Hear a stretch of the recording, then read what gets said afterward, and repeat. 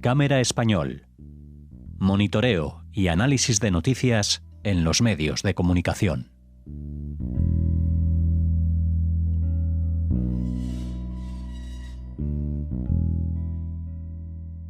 Bienvenidos oyentes, tenemos el placer de saludarles en una nueva edición y una última edición, al menos hasta nuestra vuelta en septiembre, con Masa Gabriel aquí en su programa, en este Cámara en Español. ¿Qué tal, Masa? Muy bien, Alejandro, ¿cómo estás?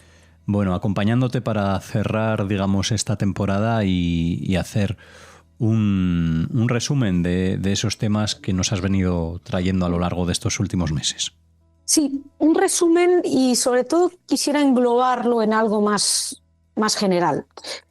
Llevamos ya casi 2 años en medio de una guerra tremenda, la guerra entre Israel y Hamás, con unas imágenes espantosas, tanto desde el 7 de octubre, con muchas imágenes horribles que nos llevan desde Gaza, y hemos estado además expuestos a muchas campañas publicitarias, muchas campañas, en general campañas contra Israel que hemos visto en los medios repetidas sin ningún tipo de filtro. Desde el principio de la guerra tuvimos, por ejemplo, el famoso caso del hospital Al-Ahli, donde se nos dijo que 500 personas habían muerto por un bombardeo israelí sobre un hospital, que luego resultó que había sido un cohete de la Yihad Islámica que había caído en un parking y que había matado unas 50 personas. Pero sobre todo el tema es que ahí quedó el mensaje y muchos reporteros que vimos, muchos periodistas se hicieron eco de esa noticia y ahí quedó. Y eso sirvió para ese libelo de que Israel ataca sin tener en cuenta que está atacando civiles y está atacando civiles voluntariamente, ¿no? Se empezó por que primero le daba igual atacar civiles y luego ya lo convirtió en una cosa específica. Tenemos en los medios de comunicación día sí, día también testimonios de algún experto o supuesto experto diciendo, el otro día veía que había alguien que decía que había visto a los israelíes disparando como un tiro al pato a la gente que iba a buscar comida. Todo esto es falso. Es decir, es posible que haya algún israelí demente que haya hecho eso, pero no es una campaña israelí, no son las órdenes israelíes. Estamos hablando de una guerra con todo el horror que una guerra aporta. La guerra trae horror y sufrimiento. Por eso yo creo que hay que vincularlo a cómo empieza la guerra. ¿Quién inicia la guerra? ¿Quién tiene la responsabilidad de haber empezado esto? Y lo sabemos, es Hamás, con su ataque del 7 de octubre. Cuando nos hablan de que Israel ataca indiscriminadamente de civiles, vayan a ver lo que hizo Hamás, vayan a ver lo que está planificado desde Hamás. Un ataque específico, hablamos de secuestrados también. Entonces, de la manipulación de las imágenes, tanto a favor de Hamás, en el sentido de que nos están bombardeando con imágenes de sufrimiento, con imágenes de niños, porque también está esta campaña del hambre, con imágenes de niños hambrientos o que nos dicen que están hambrientos. Pues luego descubrimos que en una inmensa mayoría de esos casos, estamos hablando casos comprobables, son niños con enfermedades previas. Lo que no quita el sufrimiento, que seguramente la gente en Gaza está sufriendo. Pero la cuestión es que hay que encuadrarlo en la búsqueda de responsabilidades.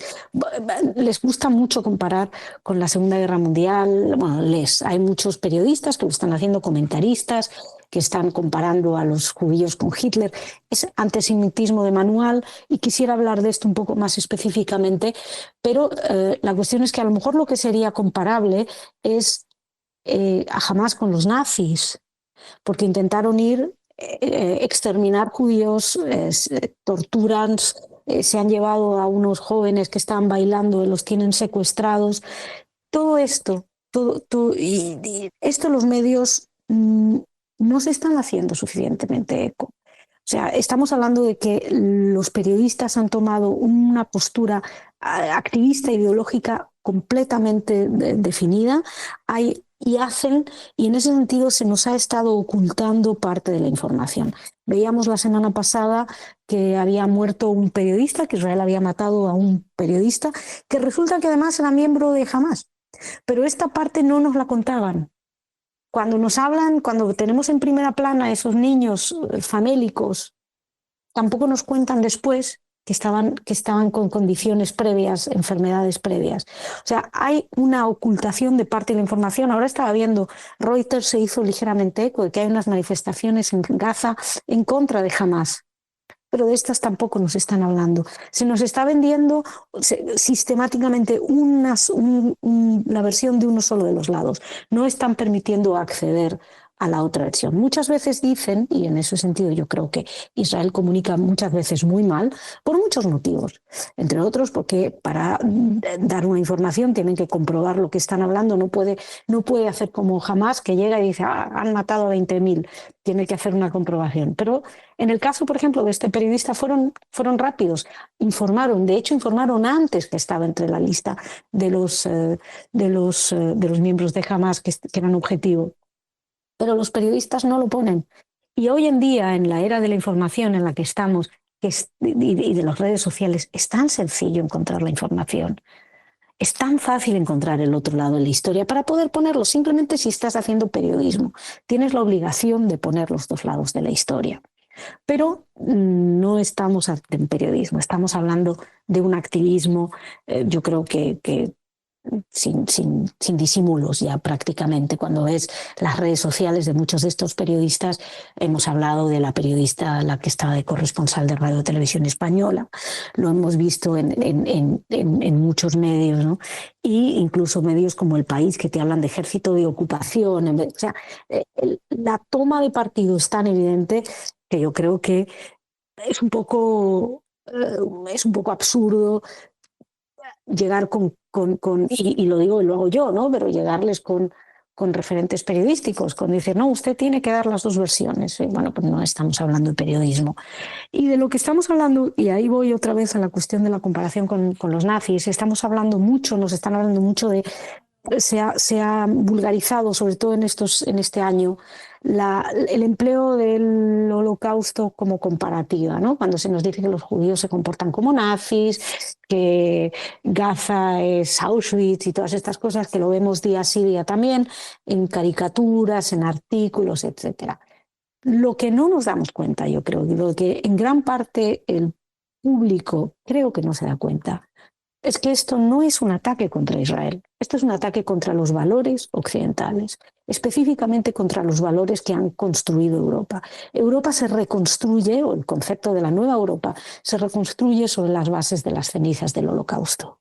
Hay un etos que conforma esa nueva Europa, que tiene que ver con el hecho de que Europa ha llevado a cabo un genocidio.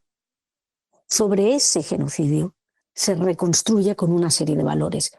Al negar al genocidio su especificidad, es decir, al acusar gratuitamente a Israel de estar cometiendo un genocidio, cuando por todos lados cualquiera que sepa un poquito sabe que no es cierto, a lo que están atacando es a la base misma de los valores europeos, los valores occidentales. Y esto es algo que creo que no lo estamos subrayando lo suficiente. Cuando tú ves a gente, tú ves esas manifestaciones, no necesariamente contra Israel, pero hemos mencionado otras manifestaciones en Francia contra, contra la jubilación anticipada, las manifestaciones en España contra no sé qué.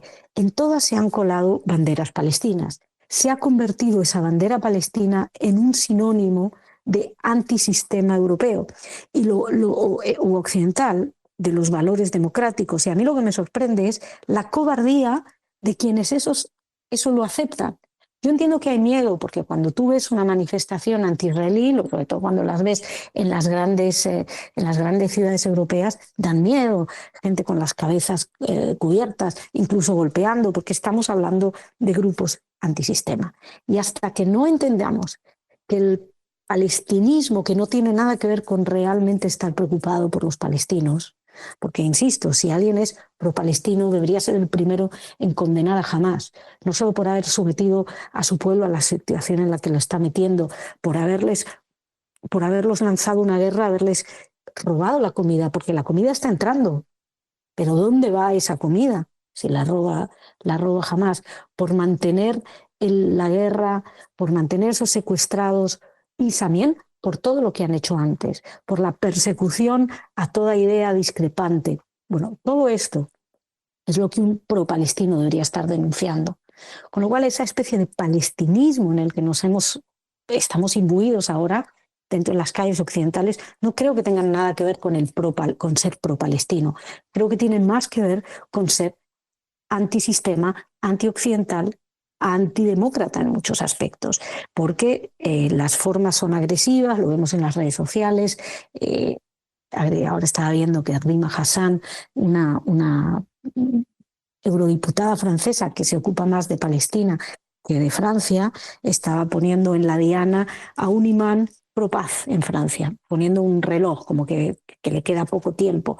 Estamos enfrentándonos a gente que no respeta las mínimas reglas de la convivencia. Cuando tú estás en un debate, y esto lo puede haber vivido mucha gente con el tema de Israel, tienes a gente que te grita. Cuando quieres poner un poquito de sentido común, tienes gente que, llena de emocionalidad, te va a llamar genocida, asesino, etc. No hay capacidad del debate, no hay capacidad. Se ha perdido toda opción de matizar el discurso. Y entonces esto es la verdad, creo, de la profundidad a lo que nos estamos enfrentando, a movimiento que nada tiene que ver con los derechos de los palestinos, porque a nada les importa, porque realmente si les importara no habría grupos de mujeres feministas manifestándose, no habría gays, porque les importarían los derechos de los gays palestinos. Lo que estamos es enfrentándonos a una serie de personas que, con una agenda muy específica antioccidental, antivalores occidentales, y que han sido capaces, vendiendo una especie de victimismo, reclutar a mucha gente que no sabe lo que está haciendo. Bueno, Masa, pues dejamos abierto este espacio para continuar trayendo tus mensajes, tu información desde ambos lados, y será para el mes de septiembre, porque nos despedimos durante unas semanas, cerramos esta temporada y les agradecemos habernos escuchado, igual que a ti, Masa, habernos respondido a estas llamadas semanales para traer la información desde Cámara en Español. Muchísimas gracias a vosotros.